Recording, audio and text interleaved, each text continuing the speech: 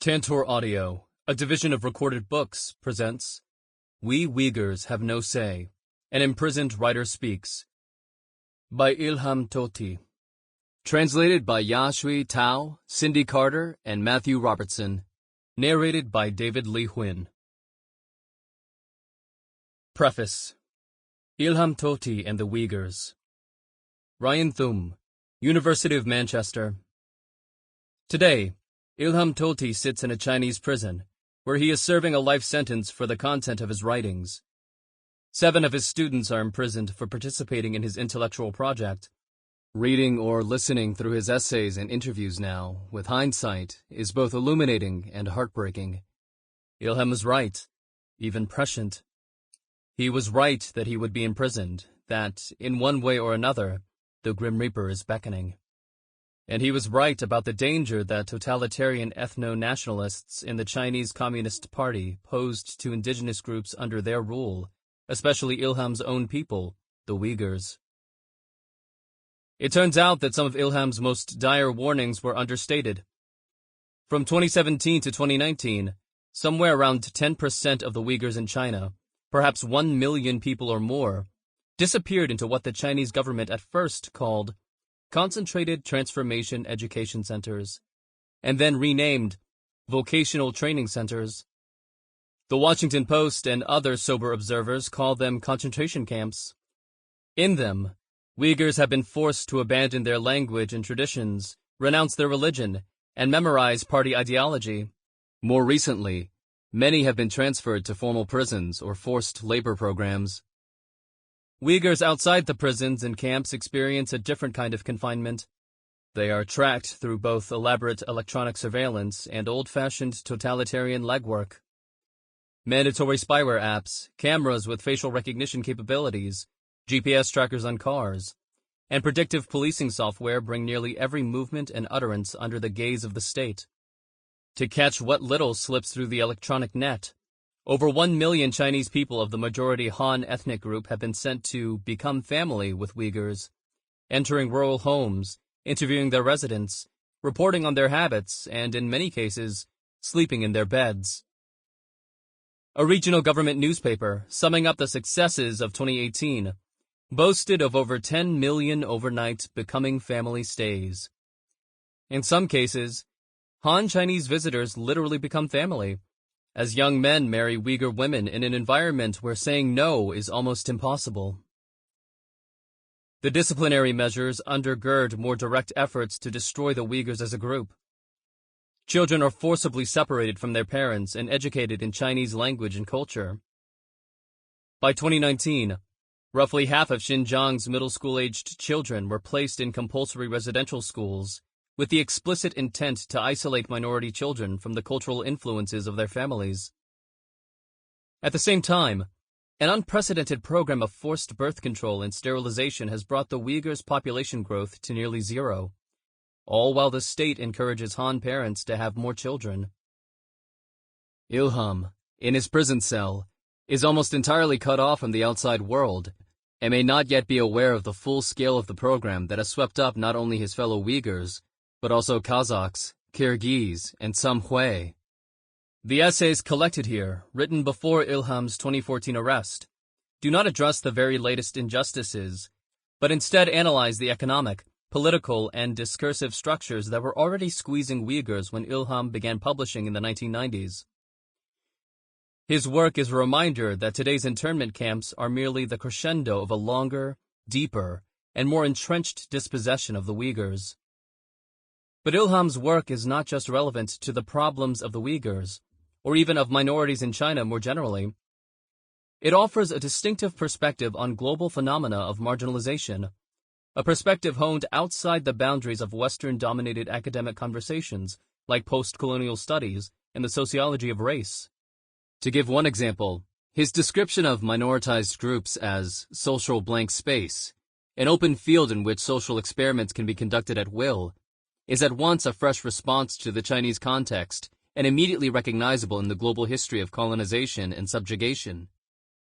The nuances of Ilham's contributions at both levels, explaining the development of China's current cultural cleansing program and broadening our understanding of marginalization at a global scale, are perhaps best appreciated alongside a basic introduction to their context. This is because, on the one hand, the Uyghurs and other minorities of the People's Republic of China are unfamiliar to many, and, on the other hand, all of Ilham's writings to date have been undertaken in highly constrained circumstances, in which each word choice was a danger to Ilham and his friends and family. Much was left unsaid, and many apparently small gestures have enormous import. For these reasons, I offer here some basic introductory remarks about the Uyghurs and their relationship to China, along with notes on Ilham himself and his relationship to the current Chinese government. The Uyghurs and China. Ilham is a member of the Uyghur ethnic group, a people whose Turkic language, Central Asian traditions, Islamic heritage, and, in most cases, physical features set them apart from China's largest ethnic group, the Han. The Uyghur homeland has been known by various names over the centuries: Siyu, Mogolistan, Alishar, Kashgaria, Little Bukharia, Eastern Turkestan. But today it falls within the borders of China's Xinjiang administrative unit. This name, officially bestowed on the region in the late 1800s, gives a hint of how the Uyghurs came under Chinese rule. It is a Chinese word for new territory. When China's last imperial dynasty, the Qing, fell to revolutionaries in 1912, intellectuals and politicians trying to build a new Chinese order faced a conundrum. One important source of support for the revolution had been the ethno-nationalist idea that the Qing rulers, who were Manchus rather than Chinese, were outsiders, barbarian conquerors prone to misrule. But the Manchus had not only conquered Chinese-inhabited lands, they had also conquered Tibet, Mongolia, and the part of Turkestan they renamed Xinjiang. What should the Chinese leaders who took control of the Qing state do with this imperial inheritance? The question was particularly fraught because many Chinese thinkers saw themselves as opponents of imperialism, Manchu, Japanese, and European. Some argued that their new Republic of China should release the other conquered regions. They lost the argument to Sun Yat-sen and others, who redefined China to encompass everything the Manchu Qing emperors had controlled, and the Chinese as anyone within these borders. Thus, the Uyghurs today fall under the rule of the People's Republic of China because of the Qing Empire's conquests. This basic fact is widely known among Uyghurs in Xinjiang, spread in part through popular historical fiction. It leads many Uyghurs to dream of an independent state that can recapture what they see as the glory of pre-Qing Eastern Turkestan. Such aspirations are notably absent from Ilham's writings. Instead, Ilham accepts as a starting point the Uyghurs' membership in the Chinese nation-state, and his criticisms and recommendations employ the current Chinese government's understanding of what China was and is. He is trying to convince a Chinese audience to treat Uyghurs justly, and he unfolds his argument within the premises of official PRC history. To deal with the great diversity of ethnic identities that the new China encompassed, the Communist Party of China, CCP, borrowed Stalin's theories of ethnicity and nationality, but they made important changes. Whereas Stalin had saved the term minority for groups that were dispersed among larger populations, his model case was the Jews. The Communist Party of China labeled all nationalities under its control minorities, except, of course, the Han. Within their historical homeland, strictly the southern half of Xinjiang, the Uyghurs are actually a numerical majority, what Stalin would have called simply a nationality. But when considered as part of the larger Chinese nation-state, they are vastly outnumbered by the Han, a power dynamic enshrined in official CCP ideology with the phrase minority nationality. Although the Communist Party of China made changes to Stalin's terminology, it kept an important concept, which would serve as the root of Ilham's critique: the idea that all nationalities, whether minorities or not, had certain rights, including political autonomy and the protection of their languages and cultures. When the CCP took power, political autonomy turned out to be a false promise. After their reconquest of Tibet, Xinjiang, and Inner Mongolia, they designated these areas as autonomous regions, but reserved all of the highest political positions for Han Chinese, tightly controlling their policies from Beijing. Nonetheless, the theory of political rights for nationalities survived, and it was formalized in various constitutions and laws, often unenforced, over the course of the PRC's history. This was the ground upon which Ilham fought. His strongest and most frequent request has been for the enforcement of the existing laws on autonomy. He was offering the Communist Party, of which he is a member, a way to extend equality to the Uyghurs without compromising its official ideology or its grip on power. It is difficult to overstate the sensitivity of these issues within China. CCP laws and pronouncements describe a nation-state of many nationalities, in which all nationalities are equal. CCP policy, by contrast, suggests a lack of confidence in these ideals, and the on-the-ground reality bears undeniable hallmarks of a colonial project. The demography of Xinjiang is a powerful example.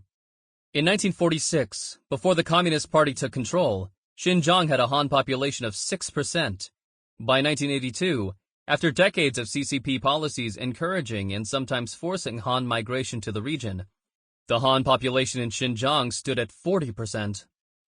The influx of Han settlers has continued in large numbers since, though the proportion of Han Chinese had, until recently, remained steady due to higher Uyghur birth rates.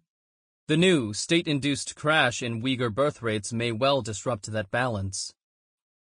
In the PRC's official historical narrative, China has been a victim, but never a perpetrator, of colonialism.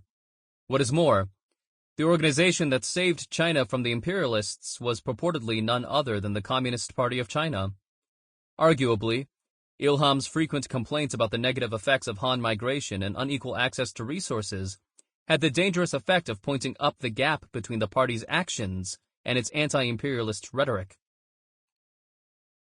In the 1990s, when Ilham began writing about contemporary politics, the Uyghurs as a group were disproportionately impoverished, unemployed, and disempowered.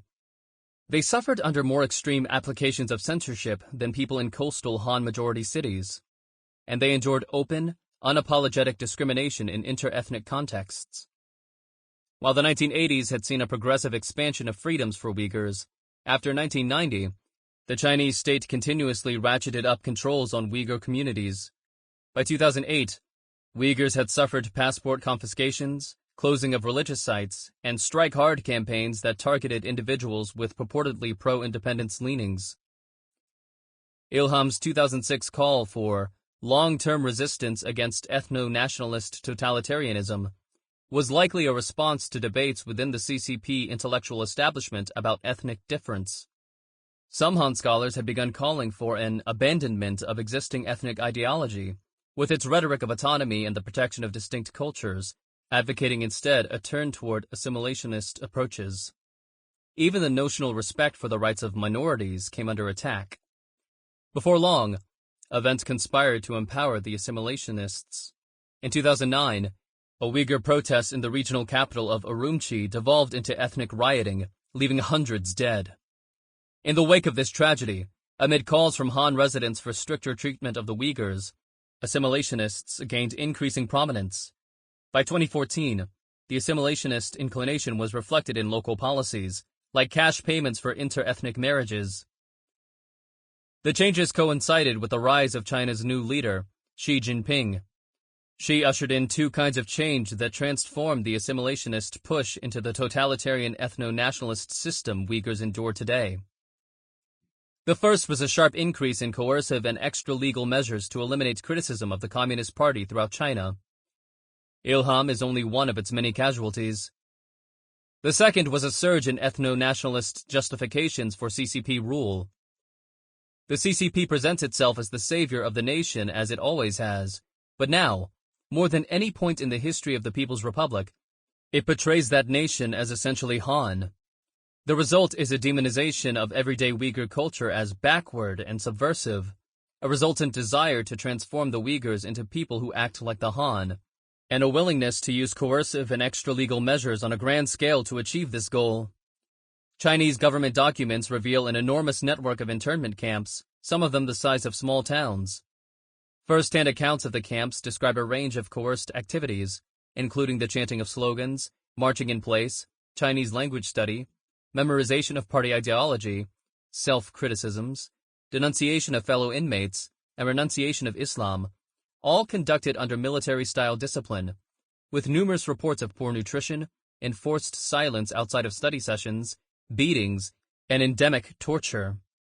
Toward the end of 2018, it emerged that many internees were being transferred to forced labor facilities. In the town of Kashgar alone, 18 new orphanages have been opened, presumably to accommodate the children left behind by parents taken into the camps. The mass internment system serves as a disciplinary backstop for the state's assimilationist micromanagement of the Uyghur society outside of the camp walls.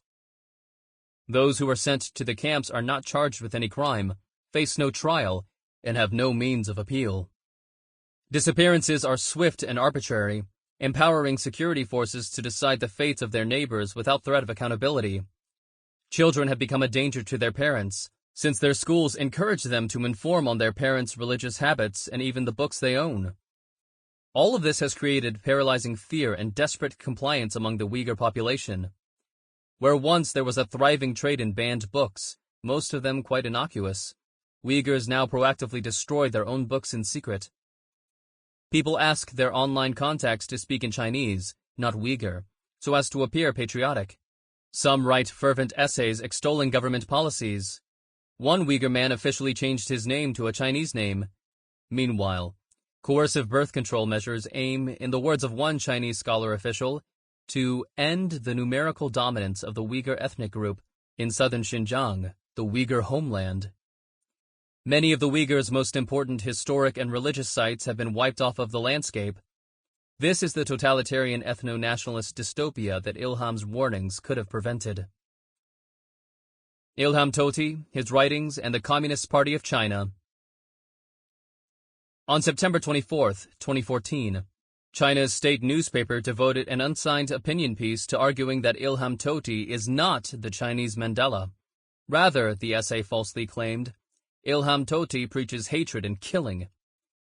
Many readers of the present volume, when faced with Ilham's actual writings, will be surprised that his open-hearted, deferential pleas for dialogue and reconciliation could inspire such accusations and ultimately land their author in prison.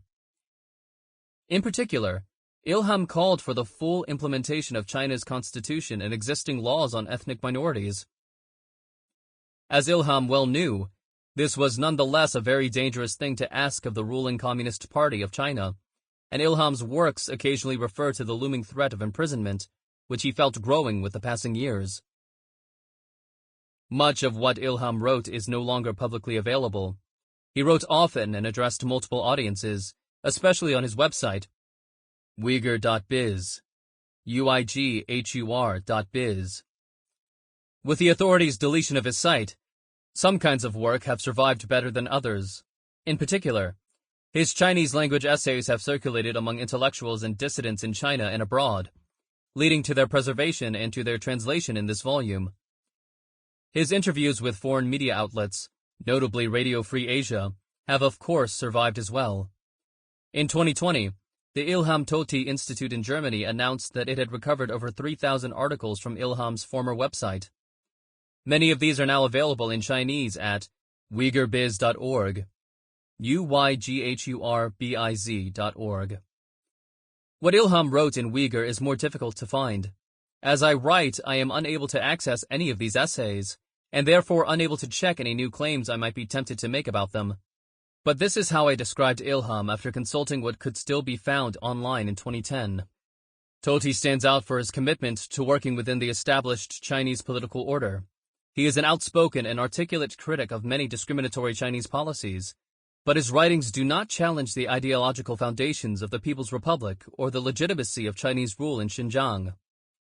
Ilham's life story and his writing are the tale of what could have been, the perpetually and repeatedly missed opportunities for integration, reconciliation, and accommodation. In each prescient essay, we see the choices that Chinese authorities turned down, roads toward justice they refused to take. Ilham offers up narratives of a generous party and a just Chinese nation-state, narratives free for the authorities' taking, narratives that could permit them to gracefully compromise without ceding power. These narratives were not only rejected, but used as evidence for the judicial but ultimately illegal imprisonment of their author. Calling Ilham a Chinese Mandela captures his magnanimity, his patience, his moral gravity, and his unfathomable courage in the face of brutal imprisonment. But it is important to remember that Ilham is not a politician and does not consider himself an activist. He sees himself as a scholar, and his contributions in that register deserve serious attention. Ilham is the preeminent Uyghur thinker on the status of indigenous peoples within the world's largest state, the People's Republic of China. His essays offer insights into a world of multipolar colonialism. The West's monopoly on imperialism has been broken, if in fact it ever existed, and Western thinkers' satisfaction with their own conceptual frameworks of difference, race, ethnicity, indigeneity, must eventually give way to curiosity about the very different ideas that underlie China's enthusiastic embrace of its imperial inheritance. The situation of the Uyghurs is more dire than it has ever been, and the prospects for Ilham's early release are more meager. But given Ilham's prescience in so many matters, we can perhaps take some hope from his own optimism. On the very day he received his life sentence, September 24, 2014, Ilham prepared a statement in response, which included these words: "I am convinced that China will become better, and that the constitutional rights of the Uyghur people will, one day, be honored." Articles. The source of Xinjiang ethnic tensions as I see them. Written in 2005, this essay was first posted on Uyghur Online in May 2007. Ilham Tohti founded Uyghur Online, a Chinese-language website, in 2006 to bridge the information gap between the Han population and the Uyghur people, and to facilitate understanding of Xinjiang and the Uyghurs. The site published original writing as well as content from other news sources on events in Xinjiang and human rights in general. Over time, it attracted a readership in the millions and hosted sometimes heated discussions. Ilham moderated some of the forums to block hate speech and separatist sentiment. Despite this, Uyghur Online was repeatedly shut down by the Chinese government. Its server, when eventually moved overseas, suffered cyber attacks. It permanently went offline after Ilham's arrest in January 2014. Urumqi is the capital of the Xinjiang Uyghur Autonomous Region. From the outside, the capital of this ethnic minority autonomous region doesn't differ much from any other city in northern China. But in fact, the issues surrounding the native people of Xinjiang are the most sensitive of all 5 of China's autonomous regions. The Uyghur Autonomous Region was established in Xinjiang in 1955, and Uyghurs were full of hope and expectation of being able to administer their own land. As time passed, however, they began to sense that the so-called right to autonomous rule existed in name only. This impression extended to outsiders who came to Urumqi and other cities and walked the streets. They certainly didn't feel that the place had the air of being under local governance. A main reason for this was that in Urumqi, a city of around 2 million, 3/4 are Han. Actual Uyghurs can only be found around the southern gate of the city near the Erdao Bridge Market. Elsewhere in Xinjiang's cities, factories, enterprises, banks, customs, airports, government offices, oil fields, it's the same. It goes without saying that this is even more true when it comes to the enormous paramilitary brigade, the Xinjiang Production and Construction Corps, which has absolutely nothing to do with locals. The peoples of Xinjiang, Kazakhstan, Kyrgyzstan, Tajikistan, and other neighboring countries in Central Asia are similar to Uyghurs culturally, linguistically, and in appearance. There are even many related families spanning the countries, and they used to cross borders at will. Given this circumstance, the Chinese government instituted an open toward the West policy, using trade and commerce to dissipate any of potential ethnic conflicts between Xinjiang and Central Asian countries. Hundreds of thousands of visitors enter Xinjiang annually, the majority of them from Russia and Central Asia, coming to do business or see family. Apart from this, China has adopted an internal-external dual-track approach for diffusing ethnic problems. At the foreign policy level, China formed the Shanghai Cooperation Organization with Russia, Kazakhstan, Tajikistan, Kyrgyzstan, and Uzbekistan, which meets every year in late August. One of the important issues they address is the ethnic question. Domestically, as an important aspect of resolving ethnic problems, the government has fast-tracked economic development in Xinjiang, whose landmass is 1/6 of China's territory. And yet, this beautiful and fertile land has come more and more to resemble simply a playground for immigrants from the interior. Local peoples in Xinjiang have reaped very few of the benefits of economic development. Instead, they're left with unemployment, poverty, barren land, and a continued influx of immigrants from elsewhere in China. The local population increasingly feels that it's being marginalized. In the development of natural resources in ethnic areas, the state has not really thought about how local people are supposed to benefit, nor have they paid much attention to driving local economic development, in particular agricultural development, nor have they sought to transition local people from the countryside to new industries and urban centers for work. This pattern has led to a chain of social outcomes that have brought about a hidden crisis. The differential in power has made it difficult for Uyghurs to find work, and experts believe that may lead to greater incidents of crime and a tendency to violence and support for splitism and ethnic opposition to the state. The adversity Uyghurs face can be seen clearly in their high rates of unemployment and poverty. This data shows that Xinjiang is the only place in the world where local university graduates have a lower status than migrant farmers. Official media have reported that of the roughly 1 million Han migrant workers who come to Xinjiang for casual labor every year, between 10% and 15% of them plan to settle down there.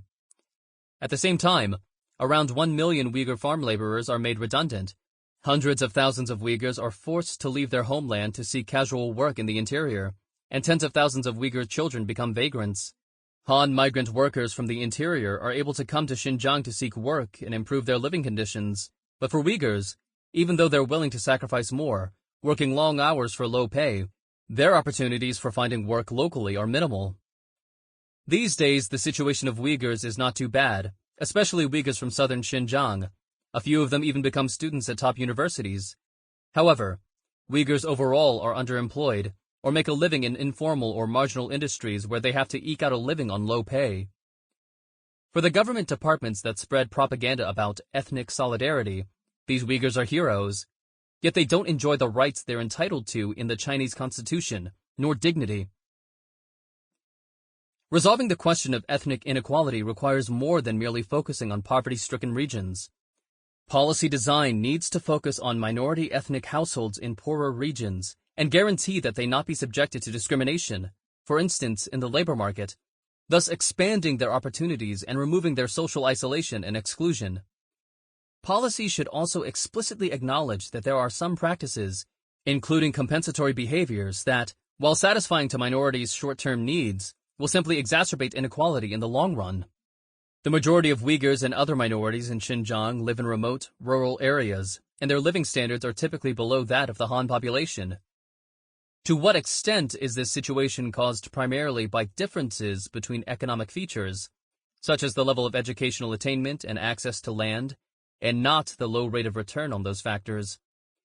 Among minority ethnic groups, is there a culture that constantly reinforces conditions of poverty, and which then serves to confirm the prejudices against them and thus discrimination? One of the reasons for the lower standard of living of minorities is that the areas they live in have a low level of productivity. These regions share the following characteristics: rugged terrain, poor infrastructure, few opportunities for interfacing with the non-agricultural labor market, and relatively poor educational opportunities. Low mobility contributes to the stickiness and differentials between living standards in different regions. And yet, this author has found that there are sometimes significant differences within individuals' regions, even after household idiosyncrasies are taken into account. Thus, scholars have found that the most important reason for inequality between ethnic groups is the rate of return on productivity factors. However, it is not that minority ethnicities get a low rate of return on their productivity across the board. There is evidence of compensatory behaviors. For instance, their rate of return on geographical location, even if it's remote or unsuited to residences, is relatively high, even though this is insufficient to compensate for their massive consumption differential with other ethnic groups. The key is to eliminate discrimination against minorities in the labor market and elsewhere, so as to expand their options and at the same time change the conditions that keep them isolated and excluded. Employment is a major bottleneck, and educational resources in Xinjiang need to be far more tilted toward helping minority students. Forcing children with completely different mother tongues to compete from the same starting line is highly unfair. As Uyghurs continue to... Sample complete. Ready to continue?